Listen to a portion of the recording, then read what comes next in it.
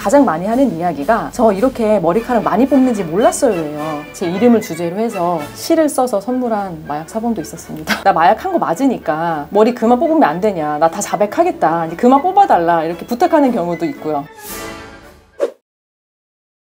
마약 수사 대상이 되면은 어떻게 조사를 받나요? 마약 수사는 어떻게 하나요? 궁금해 하시는 분들이 많은데, 이제 제일 먼저 시작하는 거는 소변 감정이랑 모발 감정이에요. 소변이랑 모발에서 마약 성분이 검출되는지 감정을 하는 거고, 소변이랑 모발은 거의 항상 같이 채취를 하고요. 국가수의 정밀 감정을 보내게 되는데, 이 정밀 감정 전에 간이시약 검사라는 걸 하기도 해요. 코로나 키트처럼 생긴 키트인데 여기에 소변을 소량 떨어뜨려서 양성 반응이 있는지를 보는 거예요. 이거는 특정한 마약에 대해서 검사를 하기도 하고, 아니면 여러 종류의 마약에 대해서 멀티로 검사를 하기도 하고요. 근데 간이시약 검사는 말 그대로 간이 검사이기 때문에 국가수 감정이 이제 중요한 증거가 되죠. 먼저 소변 검사에 대해서 말씀을 드리면, 소변에서 얼마 동안 마약이 검출되나요? 라는 질문이 많고, 거기에 대해서 한 일주일 정도입니다 라는 답변글이 많은데, 이건 사실 정확한 거는 아니고요. 약의 종류에 따라서, 그리고 상습 투약자인지 아닌지에 따라서 소변에 잔류하는 기간이 달라요. 일반적으로 대마가 필로폰보다 소변에 잔류해서 검출되는 기간이 더 길고요. 필로폰 같은 경우는 이제 마약을 처음 하는 사람들은 소변에서 한 4, 5일 정도 지나면 다 배출이 돼서 검출이 되지 않기도 해요. 근데 상습 투약자 같은 경우는 소변에서 10일 정도까지 검출이 되기도 하고요. 대만은 필로폰보다 소변에 잔류하는 기간이 길어서 상습 투약자의 경우에는 한 달 정도까지도 검출이 되기도 해요. 소변 검사는 정확도가 높고 신뢰도가 높은 검사이고, 그리고 비교적 최근에 마약을 투약한 사실을 확인하는 검사이기 때문에 만약에 소변 검사 결과에서 내가 양성이 나왔다면 처벌을 면하기는 어렵죠. 그 다음에 많이 하는 게 모발 검사인데요. 소변에서는 뭐 길어야 한 달 정도까지만 검출이 되는데, 모발에서는 비교적 장기간의 마약 투여 사실을 확인할 수가 있어요. 그렇다고 해서 몇 년 전에 마약 사실까지 확인되지는 않고 한 1년 정도의 마약 투약 내역에 대해서는 검출이 되거든요. 모발 채취를 한 다음에 모발 채취 당한 사람들이 가장 많이 하는 이야기가 저 이렇게 머리카락 많이 뽑는지 몰랐어요 예요. 그러니까 뭐 영화에서 보는 것처럼 두세 가닥만 뽑아서 그걸로 감정을 하는 게 아니고 한 뭉탱이를 뽑아요. 보통은 100수에서 300수 정도를 뽑게 되는데, 한 군데에서만 뽑으면 너무 아프기 때문에 여러 군데에서 돌아가면서 채취를 해요. 이게 자르면은 안 되고 모근까지 채취를 해야 돼서 직접 뽑아야 되는데 한 번에 한 가닥씩 뽑거든요. 일반적으로는 100수 정도를 뽑는데 많이 뽑는 경우에는 뭐 200수나 300수까지 뽑기도 하니까요. 그래서 내가 머리숱이 없거나 뭐 탈모가 걱정되는 분들은 마약으로 의심되는 행위 자체를 하시면 안 돼요. 마약 검사 한번 받을 때마다 머리카락이 100수에서 300수 정도가 뽑혀 나가고, 이제 머리카락에서 마약을 검출을 할 때는 어떤 구간에서 검출되었는지가 중요하거든요. 이게 사람마다 머리카락이 자라는 속도는 다르기는 한데 평균적으로 뭐 한 달에 1cm 정도 자란다고 보고, 이제 마약이 어떤 구간에서 검출이 되는지 확인을 한 다음에 그게 모근과의 거리가 몇 cm 구간인지를 확인을 해서 대략적인 투약 시기를 추정을 하는 거죠.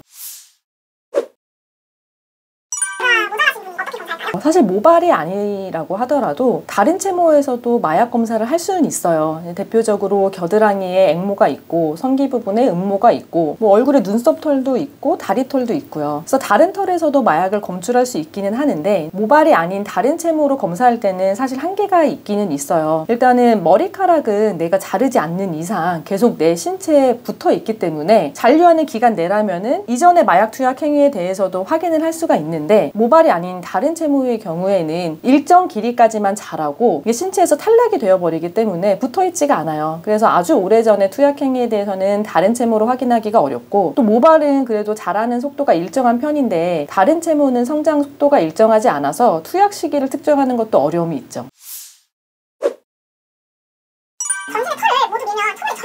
처벌이 절대 불가능하다고 볼 수는 없고, 모발 감정이나 소변 감정 결과가 없다고 하더라도 뭐 다른 증거들로 입증이 되는 사례들도 드물지만 있기는 있어요. 뭐 같이 투약을 했던 공범의 진술이 있을 수도 있고 녹음이나 녹화 파일이 있을 수도 있고요. 그런데 실제로 이렇게 전신의 털을 모두 다 제모하고 오는 경우는 거의 없어요. 아주 드물기 때문에 내가 이제 전신의 모든 털을 제모하고 수사기관에 나타난다는 거는 나는 마약을 했으나 너네가 증거를 찾지 못할 것이다 라는 수사기관에 대한 선전포고가 되는 거죠.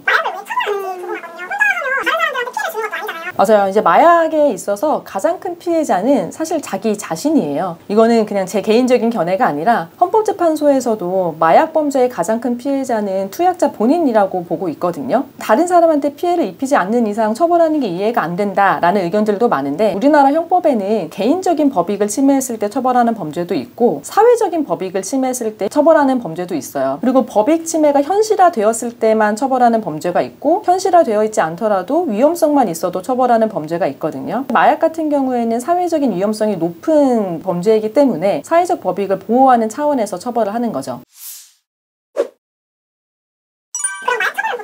사실 단순 투약의 경우에는 선처를 많이 해주는 편이에요. 더욱이 내가 마약 단순 투약으로 초범이다, 이런 경우에는 대부분 기소유예나 집행유예 선처를 받게 되고, 대마초의 경우는 더욱 그러하고요. 제가 이전 영상에서도 말씀드린 적이 있는데, 일단 마약을 시작을 하면은 단약을 하기가 어려워요. 그래서 대마초로 시작한다고 하더라도 필로폰이나 뭐 헤로인, 코카인, 다른 마약으로 넘어갈 가능성이 굉장히 많고, 처음에는 선처를 받는다고 하더라도 결국에는 다시 잡혀서 처벌을 받는 사례들이 많죠. 이렇게 단순 투약의 경우에 선처를 많이 해주는 이유는 제가 앞에서 설명드린 것처럼 이제 법원에서도 기본적인 태도가 이제 마약 범죄의 가장 큰 피해자는 본인이라고 보기 때문에 선처를 해주는 경향이 있고요. 그런데 이제 단순 투약이랑 다르게 뭐 판매라든지 공급 체계의 경우에는 훨씬 더 처벌이 중해요. 초범이라고 하더라도 실형이 선고가 될 수가 있고, 요즘에는 마약 거래할 때 가장 많이 사용하는 방법이 던지기라고 제가 한번 설명을 드렸었잖아요. 던지기 수법으로 마약 거래를 하게 되면서 마약 조직도 보이스피싱 조직처럼 점점 점조직화되고 있어요. 그래서 말단을 잡더라도 상선을 타고 올라가기가 힘든 경우가 많거든요. 요즘에 던지기가 많기 때문에 텔레그램으로 누구나 쉽게 마약을 살 수 있다, 이런 기사들이 있는데, 그래서 하급 수거책이나 뭐 하급 판매책을 잡는다고 하더라도 상선까지 올라가는 게 이전보다 조금 더 어려워졌죠.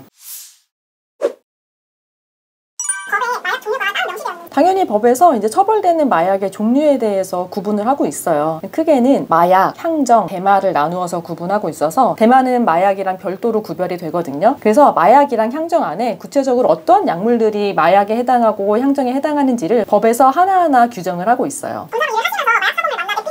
마약사범은 너무 많이 만나서 뭐 특별히 재미있는 일이 있다기보다 마약사범들은 거짓말을 좀 많이 하고요. 그래서 제가 이제 재판을 받을 때 이제 아기가 태어났는데, 신생아 아기가 태어난 거를 못 본 거예요. 마약 때문에 구치소에 수감이 돼서. 그래서 이제 아내가 아이랑 같이 방청을 왔는데 정말 갓난 아기가 재판 방청을 왔어요. 그래서 이제 판사님한테 아이 한 번만 안아보게 해달라고 했는데 당연히 이제 거절이 됐었고, 제가 수사한 사례 중에 저한테 그 시를 써준 마약 사범도 있었어요. 근데 제 이름이 하나 외자로 좀 특이한데 제 이름을 주제로 해서 시를 써서 선물한 마약 사범도 있었습니다. 정말 진지한 시였어요. 진심이 담긴. 근데 이 시를 막 수사 중에 선처해달라 이런 의미로 보내주지는 않고, 수사가 이제 다 끝나고 이제 제 손을 떠났을 때 시를 보내줬어요. 주섬주섬.